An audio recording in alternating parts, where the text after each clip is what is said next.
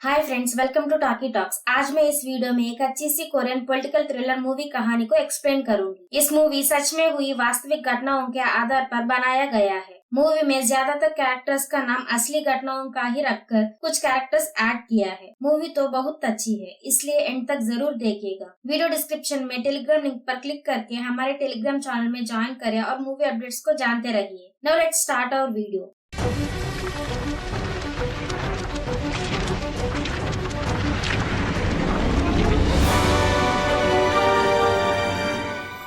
Movie शुरू होते ही 1987 में चुंडू नाम के साउथ कोरिया के प्रेसिडेंट को दिखाते हैं। उस वक्त नॉर्थ और साउथ कोरिया के बीच कोल्ड वॉर होती रहती है। तब किसी पर भी नॉर्थ कोरिया के इन्फॉर्मर जैसा या कम्युनिस्ट के आदमी जैसा शक आने पर उनको अरेस्ट करके टॉर्चर करते रहते हैं। इसके साथ साथ उस देश में कम्युनिस्ट लोगों को ढूंढ कर पकड़ने के लिए एंटी कम्युनिस्ट इन्वेस्टिगेशन नाम के एक टीम तैयार करके उसके द्वारा जिस पर भी कम्युनिस्ट होने का शक आने पर उनको पकड़ कर टॉर्चर करके इन्वेस्टिगेट करते रहते हैं। लेकिन नॉर्थ कोरिया में पैदा होकर बचपन में ही साउथ कोरिया आकर बड़ा हुआ पार्क नाम का आदमी को एंटी कम्युनिस्ट इन्वेस्टिगेशंस डिपार्टमेंट की डायरेक्टर बनाया गया है। इस तरह 1987 14 जनवरी के दिन एंटी कम्युनिस्ट डिपार्टमेंट के लोग जोंग नाम का स्टूडेंट को कम्युनिस्ट होने की शक से टॉर्चर करते हुए इन्वेस्टिगेशन करते रहते हैं। इन्वेस्टिगेशन समय में ही स्टूडेंट जोंग अपना होश खो जाता है। इससे एंटी कम्युनिस्ट डिपार्टमेंट के लोग डॉक्टर को बुलाकर चेक करवाने पर उन्हें पता चलता है कि जोंग मर चुका है। तब डायरेक्टर पार्क तुरंत ऑफिस पहुंचकर अपने टीम वालों को डांटता है कि ऐसे कैसे हुआ, इतना गैर जिम्मेदार कैसे हो सकते हैं आप लोग। मार दिया तो मार दिया, लेकिन बाहर से डॉक्टर बुलाकर क्यों टेस्ट करवाया है? अगर इस खबर बाहर गई तो कितना रिस्क हो सकता है जानते हैं या नहीं? इस तरह डांट कर जोंग को टेस्ट किया गया डॉक्टर से बात करता है कि यहाँ जो कुछ भी हुआ है बाहर नहीं आना चाहिए। ये बोलकर डॉक्टर को वहाँ से भेज देता है। इसके बाद डायरेक्टर पार्क स्टूडेंट जोंग की डेड बॉडी को बिना किसी को पता चलते हुए अपने टीम से जलाने के लिए कहता है। डायरेक्टर पार्क तुरंत जाकर जो प्रेसिडेंट की राइट हैंड है बॉन्ग से मिलकर उसे कुछ कम्युनिस्ट जो गवर्नमेंट के खिलाफ काम करने वालों की डिटेल्स देता है। इसी के साथ डायरेक्टर पार्क बताता है कि किम जंग नाम का आदमी का फाइल देकर आजकल गवर्नमेंट के खिलाफ जो भी लड़ाइयाँ कर रहे हैं उसके पीछे भी इसी का हाथ है। हमारी टीम भी इसी के तलाश में है। दूसरी ओर डायरेक्टर पार्क की टीम जाकर प्रोसिक्यूटर चॉय से मिलकर स्टूडेंट जॉन की मौत हार्ट अटैक की वजह से हुआ है इस तरह लेटर में साइन करके देने के लिए कहते हैं। उस लेटर लेकर जॉन की डेड बॉडी को जलाना चाहते हैं। इस तरह लेटर देने के लिए रिश्वत भी देने की बात करते हैं, लेकिन चॉय उनको डांट कर बताता है कि पहले स्टूडेंट जॉन की डेड बॉडी को पोस्टमार्टम करवाइए।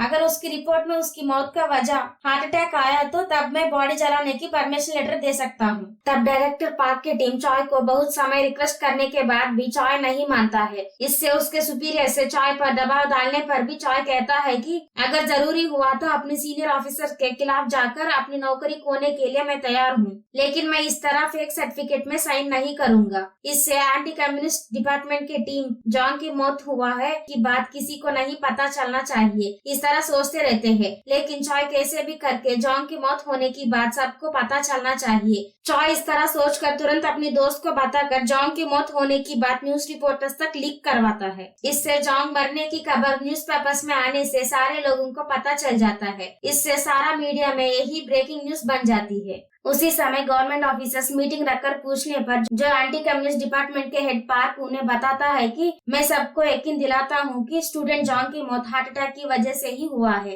इस बात को मैं खुद संभाल लूंगा, इस तरह मीटिंग में कहता है। तब गवर्नमेंट ऑफिसर्स प्रेस मीट में यही कहते हैं कि जॉन हार्ट अटैक की वजह से ही मर गया है। दूसरी ओर प्रोसिक्यूटर चॉय जॉन की डेड बॉडी को पोस्टमार्टम करने के लिए मजबूर करता है। ये बात पता चलने पर पार्क खुद चॉय से मिलकर कहता है कि मैं एंटी कम्युनिस्ट डिवीजन का कमिश्नर हूँ, मुझे बहुत बड़े बड़े लोगों से कनेक्शंस है, प्रेसिडेंट को भी मैं डायरेक्ट मिल सकता हूँ, इसलिए मेरे रास्ते में रुकावट मत बनो। लेकिन चॉय बताता है कि बिना पोस्टमार्टम के बॉडी को अंतिम संस्कार करने की परमिशन लेटर मैं नहीं दे सकता हूँ। आखिर कुछ रास्ता ना होने से एक डॉक्टर से फॉर्मेलिटी के लिए पोस्टमार्टम करवाने के लिए डिसाइड होते हैं। वहाँ की कानून के अनुसार पोस्टमार्टम के समय में एक फैमिली मेंबर को उस रूम में अलाउ करते हैं। इससे जॉन का मामा जी पोस्टमार्टम रूम में जाने से जॉन के डेड बॉडी के ऊपर चोटों को देखने के बाद उसे समझ में आता है कि जॉन को टॉर्चर करके मार दिया है। उसी समय में मून सॉन्ग नाम का रिपोर्टर चुपके से पोस्टमार्टम कर रहा डॉक्टर से मिलकर जॉन की मौत के बारे में पूछता है। डॉक्टर बताता है कि जॉन को पानी में डालने से उसे सांस न आने की वजह से वो मर गया है। लेकिन जॉन की मामा को उसकी मौत की वजह पता चलने से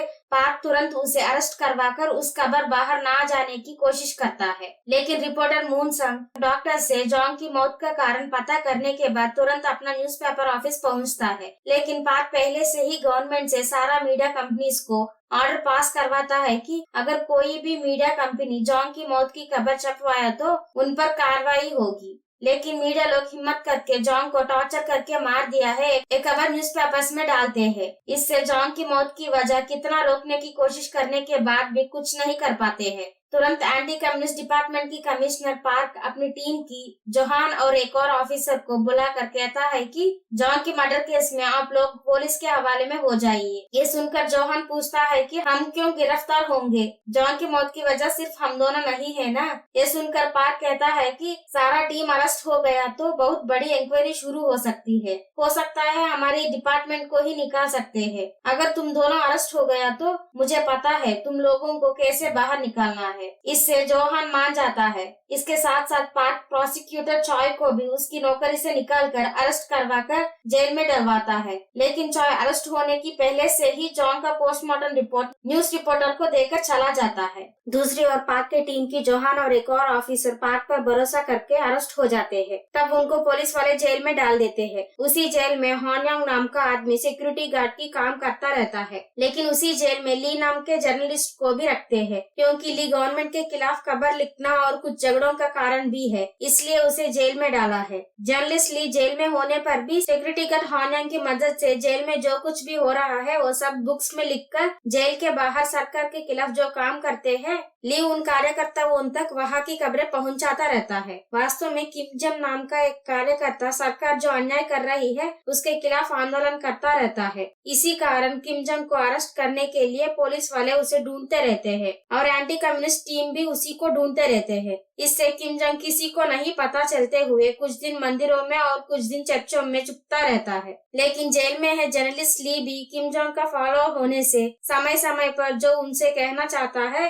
वो सब बुक्स के बीच में लिखकर जेल की सिक्योरिटी गार्ड हान यांग को देता रहता है। तब हान यांग जो उसकी बहन की बेटी है योन ही को देता है। योन ही की सहाय से मंदिर में छिपा किम जंग तक ये बुक्स किसी को नहीं पता चलते हुए पहुंचाता रहता है। वैसे कॉलेज में पढ़ रही योनी का पिता उसकी बचपन में ही किसी आंदोलन में मर जाता है। तब से योनी और उसकी माँ मामा के साथ रहते हुए सोचती है कि किसी भी झगड़े और आंदोलन से दूर रहना है, क्योंकि इन सब की वजह से ही उसका पिता मर गया है। जब हॉन यंग ली से बुक्स लाकर किम जॉन तक पहुंचाने के लिए कहना भी योनी को नहीं पसंद है, लेकिन मामा के लिए वो सारे बुक्स पहुंचाती हुए योनी कहती रहती है कि यही आखिरी बार है, इसके बाद कभी भी मुझे इस तरह की काम मत बताइए। ठीक उसी समय में न्यूज़पेपर्स में आई स्टूडेंट जॉन की मौत की खबर जो एंटी कम्युनिस्ट डिवीजन के लोग इंट्रोगेशन के समय में मार दिया है, ये पता लगते ही सारे स्टूडेंट सरकार के खिलाफ रैली करते रहते हैं। तब योन ही अनजाने में उस झगड़ों में फंस जाने से लिहान नाम का कॉलेज स्टूडेंट योन ही को बचाता है। तब योन ही लिहान को शूज गिफ्ट करके उसे पसंद करती रहती है।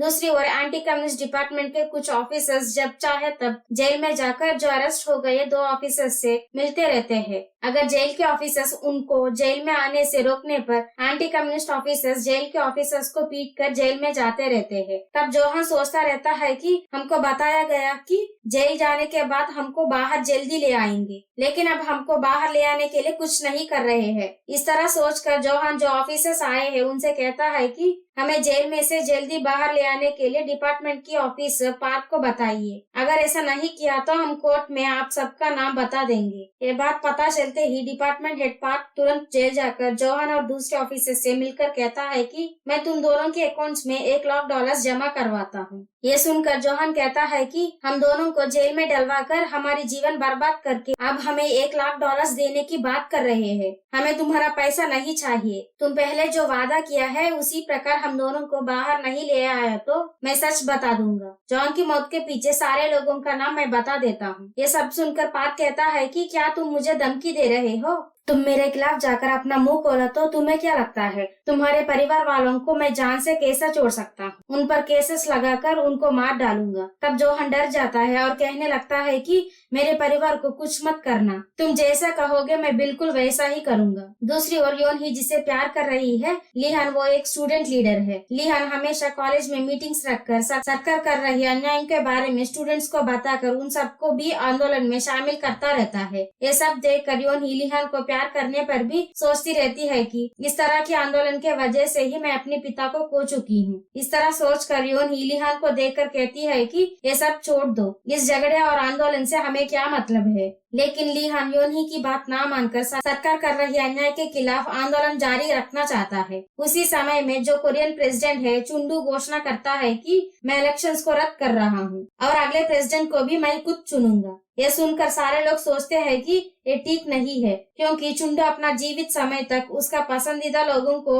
प्रेसिडेंट बनाकर हमेशा देश को अपनी मुट्ठी में रखना चाहता है। इसका मतलब आगे पालन करने वाले भी प्रस्तुत सरकार का ही होगा। ये बात जानकर anti communist department head park president के अनुसार काम करना होगा। इस तरह सोचकर कहता है कि अगर किसी पर भी कम्युनिस्ट की शक हुआ तो उन्हें बिना छोड़कर अरेस्ट करना और जो सरकार के खिलाफ आंदोलन करवा रहा है किम जोंग उसे जरूर ढूंढना। इस तरह पार्क कहने से एंटी कम्युनिस्ट डिपार्टमेंट के टीम सारे लोग सरकार के खिलाफ आंदोलन करने वालों को ढूंढना शुरू करते हैं। इस तरह प्रेसिडेंट चुंडू और एंटी कम्युनिस्ट डिपार्टमेंट किया सारे अन्याय देखकर जेल ऑफिसर्स अपने देश को बचाने के लिए तब तक जो कोई भी बिना अनुमति से रूल्स के खिलाफ जाकर एंटी कम्युनिस्ट डिपार्टमेंट के ऑफिसर्स कौन कौन जेल में जोहान को मिलकर धमकाया है उन सबका एक लिस्ट बनाकर उसके साथ साथ जॉन की मौत के पीछे जिन ऑफिसर्स का हाथ है उसका भी एक लिस्ट बनाकर जेल में है रिपोर्टर ली को देते हैं। ली तुरंत उन पेपर्स को पढ़कर स्टूडेंट जॉन की मौत के ऊपर एक रिपोर्ट बनाकर जॉन को टॉर्चर करके मारने वाले सारे ऑफिसर्स का नाम उस रिपोर्ट में लिखकर जेल सिक्योरिटी हॉन योंग को देता है। तब हॉन योंग तुरंत उस इंफॉर्मेशन लेकर बुद्धिस्ट टेम्पल में छुपा हुआ किम जोंग के पास जाता है। लेकिन उसी समय में किम जोंग को ढूंढते हुए एंटी कम्युनिस्ट डिपार्टमेंट ऑफिसर्स वहां आने से किम जोंग उनके हाथ न लगते हुए वहां से बचकर निकल जाता है। इसी वजह से हॉन योंग उस रिपोर्ट को किम जोंग को नहीं दे पाता है। उसी समय में हॉन योंग को पता चलता है कि किम जोंग पास की चर्च में छुपा है।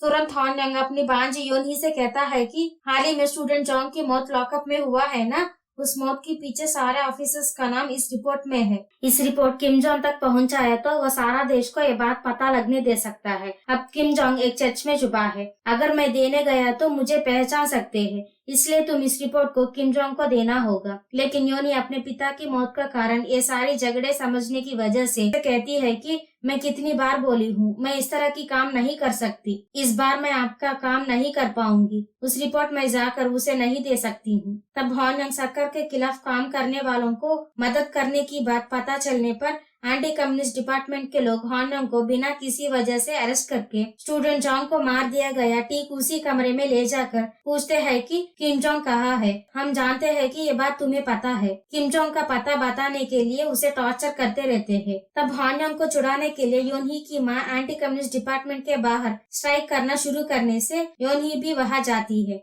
लेकिन एंटी कम्युनिस्ट डिपार्टमेंट वाले इन पर लाठीचार्ज करते हैं। इससे तब तक इन आंदोलन से दूर रहना चाहती योन ही को समझ आती है कि देश में किसी को भी अपनी राइट्स के लिए बात करने की हक भी नहीं दे रहे हैं। अगर किसी ने आवाज उठाया तो उन पर लाठीचार्ज कर रही है। तुरंत हॉन योंग दिया रिपोर्ट ले जाकर चर्च में है किम जोंग और उसकी गैंग को देती है। उसी समय में किम जोंग और उसका गैंग चर्च में छुपा है। यह बात जानकर एंटी कम्युनिस्ट डिपार्टमेंट वाले उस चर्च में आकर किम जोंग को ढूंढते रहते हैं। उस दिन लॉकअप में मर गया स्टूडेंट जोंग की मेमोरियल मीटिंग करवाते रहते हैं। तब किम जोंग उसको दिया गया रिपोर्ट को पढ़ने से उसे पता चलता है कि जोंग के मौत के पीछे सिर्फ 2 ऑफिसर्स नहीं है, बाकी ऑफिसर्स भी जोंग की मौत का वजह है। ये जानकर तुरंत किम जोंग चर्च फादर को सारी बात बताने पर चर्च फादर जोंग की मेमोरियल मीटिंग में उसका मौत के पीछे सारे ऑफिसर्स का नाम पढ़कर सुनाता है। तब स्टोरी फ्लैशबैक में जाती है। उस समय student Jong anti communist department के हवाले में होता है। वो जोंग से पूछते हैं कि हमारे हाथ नहीं आ रहा, किम जोंग कहाँ है?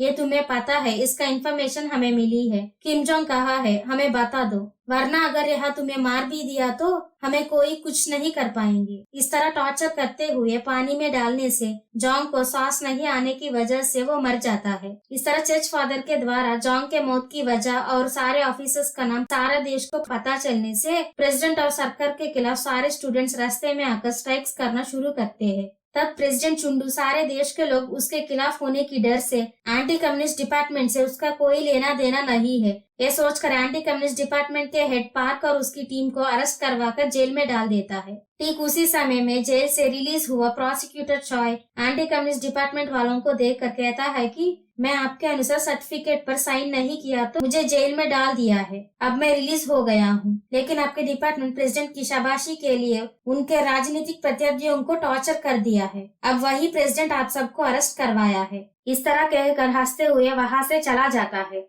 दूसरी ओर स्टूडेंट्स मिलकर कर रहे झगड़े और स्ट्राइक्स को रोकने के लिए पुलिस वाले लाठीचार्ज करते हुए स्मोक बॉम्ब्स भी डालते रहते हैं। उसी स्ट्राइक्स में शामिल हुआ योनही का बॉयफ्रेंड लीहान पुलिस कर रही लाठीचार्ज में बहुत घायल होने से मर जाता है। तब लीहान की मौत हो गई ये बात पता चलने पर योनही भी सरकार के खिलाफ हो रही आंदोलन में ज्वाइन हो जाती है। इस तरह सरकार का ऑटोक्रेटिक रूल के खिलाफ आंदोलन बहुत गंभीर होने के कारण कोई और रास्ता न होने से प्रेसिडेंट चुंडू देश में इलेक्शंस करने के लिए मान जाता है। इस तरह उस समय से कोरियन लोग वोट करने की अधिकार पाकर ऑटोक्रेटिक रूल से आजाद होते हैं। इस आंदोलन में जान कोया स्टूडेंट लीडर लीहान का अंतिम संस्कार में करीबन 10 लाख से ऊपर देश के लोग शामिल होते हैं। इससे मूवी की एंडिंग होती है। मूवी एंडिंग में लीहान की बचपन का तस्वीर और 1987 आंदोलन में शामिल हुआ इम्पोर्टेंट कार्यकर्ताओं का डिटेल्स भी दिखाते हैं। मूवी तो बहुत अच्छी है। मूवी तो इंडियन OTTs में कहीं पर भी नहीं है। वीडियो डिस्क्रिप्शन में टेलीग्राम लिंक पर क्लिक करके हमारे टेलीग्राम चैनल में ज्वाइन करें और मूवी अपडेट्स को जानते रहिए। चैनल को सब्सक्राइब करके पास में बेल आइकन को क्लिक कीजिए और सपोर्ट कीजिए।